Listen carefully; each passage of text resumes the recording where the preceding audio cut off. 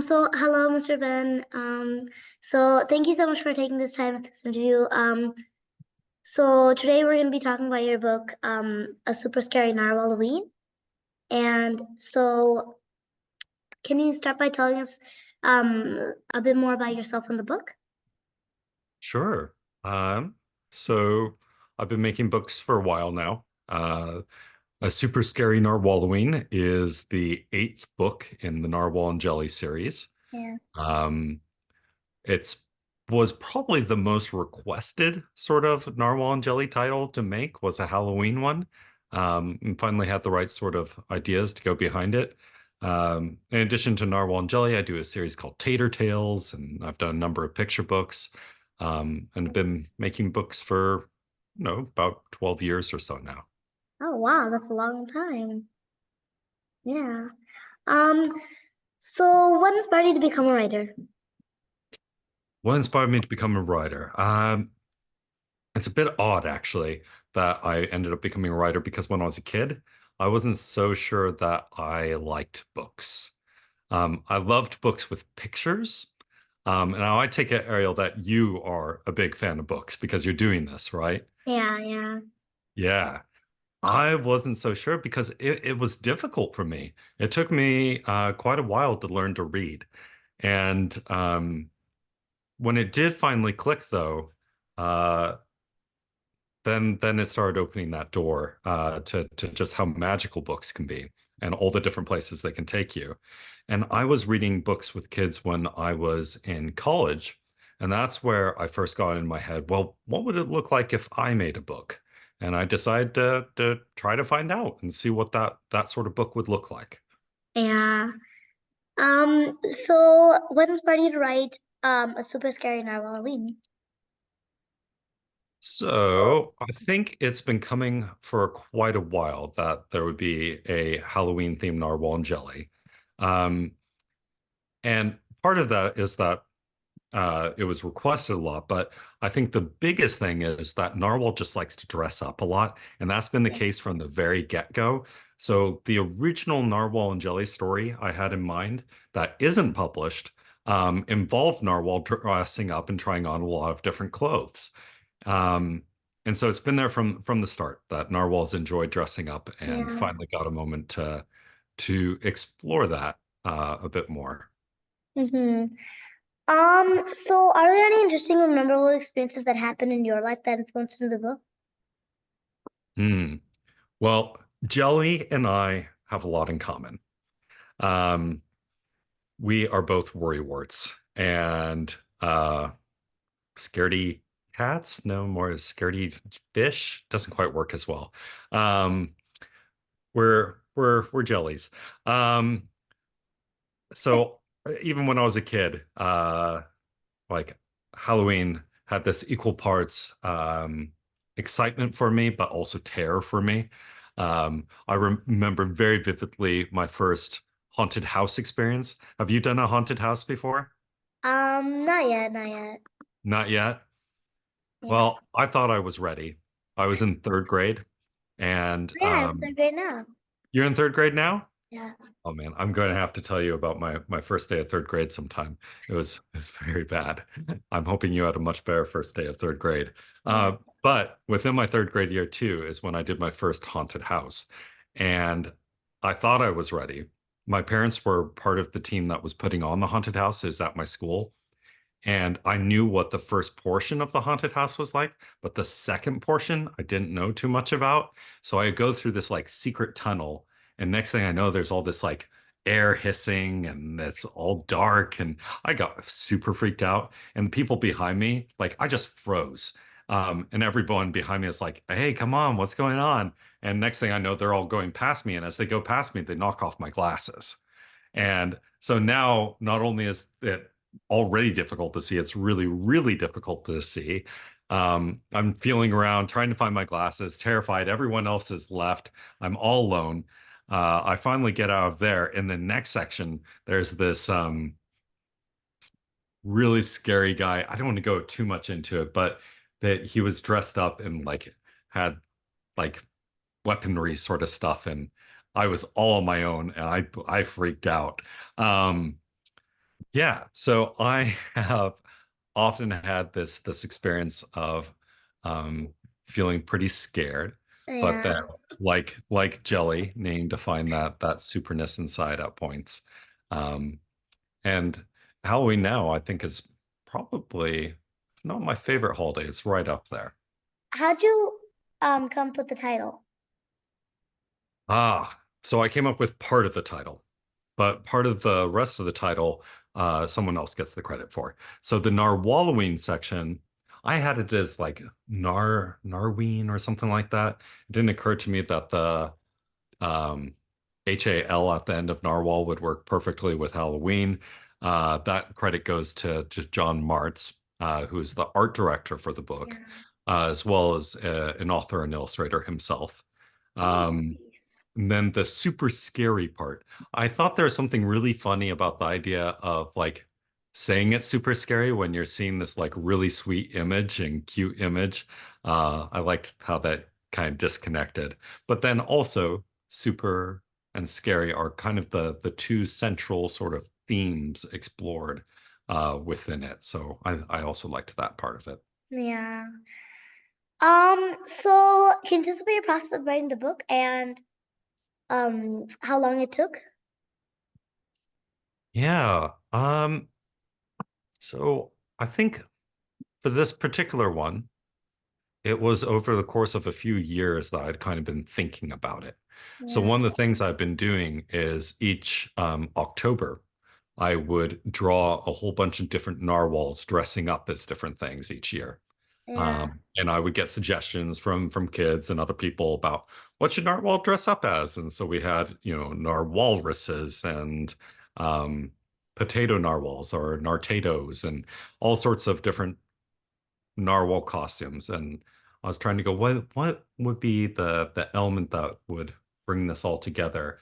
And thinking about how narwhal would approach um, the holiday, I was thinking about how narwhal would probably have a very hard time deciding what costume to go with. They'd be yeah. just too excited about everything. Can you tell us a bit more about the process of writing the book? Sure. So I'll spend a lot of time just hanging out with the characters, thinking about them, what they would get up to. And then once I've got a pretty firm idea of kind of what is happening within the story, I give a go at putting on the page. And do you ever have this problem that you have like an image in your head, you go to put it on paper and it doesn't look the way it did in your head? Oh, that happens all the time. Yep. And that's how it goes when I'm doing a first draft for a story. Is often what I had up there isn't exactly what comes out, but I have to give myself the okay that that's how it happens, and to not like judge it or criticize it overly, just get it Yeah. out on the page, and then I'll come back to it and I'll change things and I'll revise things, and there'll be a few times where I redraw and rewrite a lot of the book until finally get to something that feels pretty good, is the hope. And then it usually takes me about 3-ish months to end up drawing the book. And once I finish drawing the book, it takes about a year for the book then to be printed and bound and sent off to Yeah. libraries and bookstores. So how long did it take to write the book in like overall from like when you started writing to when it finished off into, like you said, books and libraries? I would say from when I first decided that I wanted to make a Narwhal and Jelly Halloween story to when the final book came out, it was 3 to 4-ish years. But Mm, I work on multiple books at the same time. So often I'll have 3 or 4 books come out in a year, but those books aren't ones that I just they're ones that I've been working on for a while, typically. mm-hmm. This was definitely one of those ones that had been kind of growing for a while in my brain. Yeah. So what message or theme do you hope readers, especially young readers, learn from this book? I aim within my stories never to have something specific I'm trying to get anyone to take away from it. Instead, I follow where the characters want to take me, and then hopefully there are some interesting themes or ideas that will resonate for readers. And what they think comes out of that isn't for me to say, is my feeling towards it. Uh, Yeah. so I'd be curious what you felt were takeaways from the book. Um, you don't have to be scared at all unless you actually try it, and it's that scary. And that a lot of people say that a lot of things are scary, but that's their experience and that's not yours. You might think it's not scary at all. Yeah, I and love that. so so find your own experience basically, sort of. I love that. Yeah. So if you could give one piece of advice to kids who read or authors, what would it be? The advice I'd give is really the same thing you'd want to do if you want to be good at anything.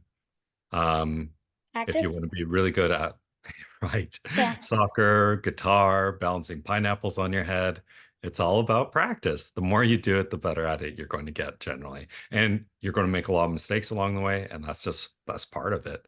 Um, I'm still making oodles of mistakes, and that's how it's supposed to happen.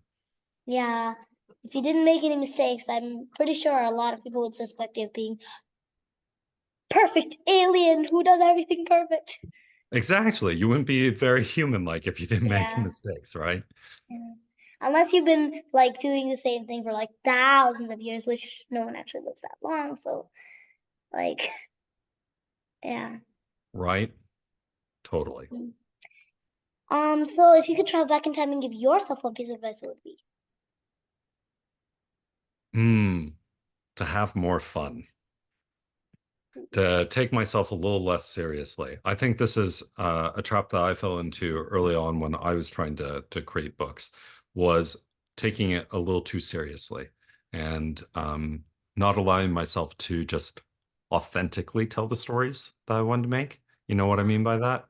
Mm, Yeah, to allow my own voice and kind of things that I enjoyed. I felt like there was a particular way to go about making stories, but there isn't. I mean, I haven't like, there's maybe one author that does the same thing as another one. I don't know. They were all like different ways, and I was really fascinated by a lot of them. And Hmm. because I mean, there's just so many ways. Absolutely.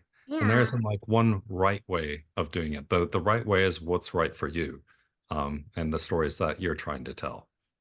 Hmm. Um, I have another question too. Do you Hmm. know why Narwhal likes waffles so much? Great question. Um, there's a few things that go into that. Ooh. So part of it is that Narwhal's personality was inspired by a moment when I was waiting in line for ice cream, which then, of course, you'd be like, why not ice cream? Well, it was the waffle cones that were being freshly Ah, made that inspired Narwhal's personality. The shape of them remind me of Narwhal's, what looks like a horn, but is in fact yeah. like a giant tooth, right? Its tusk comes out of the upper lip. And that shape reminded me of this narwhal I'd been drawing. And so next thing I know, I'm basing the personality pretty much off of sugar. It's like just very sweet and awesome Very, and very excited about energetic. everything. Yes, very energetic. Yeah. Um, Maybe a little too much so at times.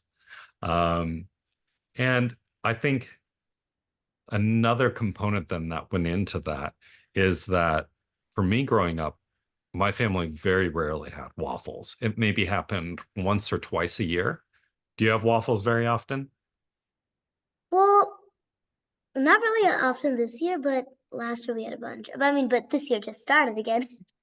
Yeah, still Yeah. early on, still plenty of waffle days to be had. Yeah. Do you have a favorite breakfast food? I like bacon. Bacon. All right. I'm a cinnamon roll fan myself, but as a kid, Ooh. it was all about the waffles. Well, it was about cinnamon rolls too. But the waffles, the thing about them is they were just so rare. So any day that started with waffles, I knew was just going to be an extraordinary day. And that's the way that Narwhal seems to approach life, as if each day is going to be like the best day ever. Um, and so that's why. waffles. Yeah. Um, so what do you enjoy doing for fun other than, well, reading? Because if you're gonna love to write, you're gonna have to love to read. I definitely love writing, reading, drawing. I also enjoy playing basketball, um, Ooh. spending time with my kids, walking, being outside, swimming, paddle boarding. Those are some of my favorite things to be doing. And so are you gonna have any more books coming out? Definitely. Yeah, got a lot of books in the works. Book 9 for Narwhal and Jelly will come out this summer. It's called Narwhal's Sweet Tooth, in which Narwhal has quite the sweet tooth. I do too, but Narwhal's is significantly longer than mine. Um, there's also a second in a series I made called Tater Tales that's coming out this spring. I Okay. think it's my best book so far, in my opinion at least, called The King of the World. And then I have Sounds another in a so series called interesting. Kloof, and then making a few other books right now.